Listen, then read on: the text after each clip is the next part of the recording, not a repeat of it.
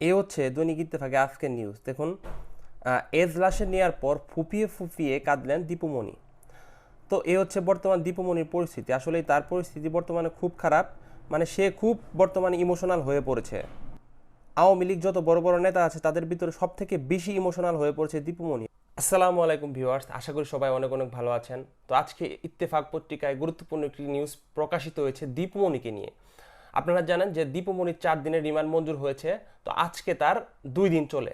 তো বর্তমানে তার কি পরিস্থিতি সেটি খবরে উঠে এসেছে, তো সেটি আমি আপনাদের পড়ে শোনাবো। অবশ্যই অবশ্যই পুরো ভিডিওটি মনোযোগ সহকারে দেখবেন। মঙ্গলবার 20 আগস্ট তাকে আদালতে হাজির করে সুষ্ঠু তদন্তের স্বার্থে 10 দিনের রিমান্ড নিতে আবেদন করেন তদন্ত কর্মকর্তা মোহাম্মদ তুফাজ্জল হোসেন। তার 10 দিনের রিমান্ডের জন্য আবেদন করেছিল পুলিশ কর্মকর্তা, কিন্তু আদালত সেটা গ্রহণ করেছে মাত্র 4 দিনের। প্রথমত, তাকে কোনো হ্যান্ডকাপ পরানো হয়নি এবং সে যেহেতু একজন নারী, তাকে সম্মানের সাথে আদালতে নেওয়া হয়েছে। তো এটি নিয়ে বিরোধী দল অথবা সমালোচকরা নানা ধরনের মন্তব্য করছে প্রশাসনকে নিয়ে। আসামি পক্ষে দাঁড়ানো এক আইনজীবী তাদের রিমান্ড নামঞ্জুর এবং জামিন চেয়ে আবেদন করেন।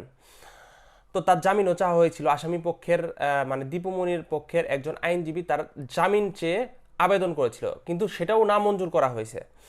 আদালতের ডাকে উঠানোর পর দীপুমণি এক পাশে গিয়ে মাথা নিচু করে দাঁড়িয়ে থাকেন। এজলাসে হাতে হাতকড়া না থাকায় আইনজীবীরা আসামিদের হাতকড়া পরানোর জন্য চিৎকার করতে থাকেন। এক পর্যায়ে দীপুমণি ফুপিয়ে ফুপিয়ে কাটতে থাকেন। কয়েকজন নারী পুলিশ সদস্য তাকে ঘিরে রাখেন। শুনানি শেষে ঢাকার অতিরিক্ত চিফ মেট্রোপলিটন ম্যাজিস্ট্রেট সুলতান সোহাগউদ্দিনের আদালত তার রিমান্ড মঞ্জুর করেন। জানা যায়, গত 13 আগস্ট ঢাকার মেট্রোপলিটন ম্যাজিস্ট্রেট রাজেশ চৌধুরীর আদালতে SM আমির হামজা নামে এক ব্যক্তি এ মামলার আবেদন করেন। আদালতে অভিযোগটি এজাহার হিসেবে গ্রহণ করতে মোহাম্মদপুর থানার অফিসার্স ইনচার্জকে নির্দেশ দেন।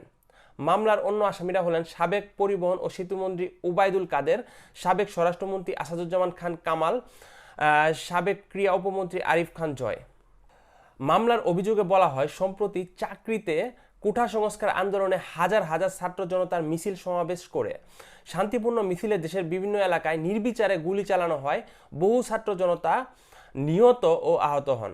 গত 19 জুলাই মোহাম্মদপুর বসিলায় 40 ফিট এলাকায় ছাত্র জনতা শান্তিপূর্ণ মিছিল করেছিল, সেখানেও পুলিশ নির্বিচারে গুলি চালায়।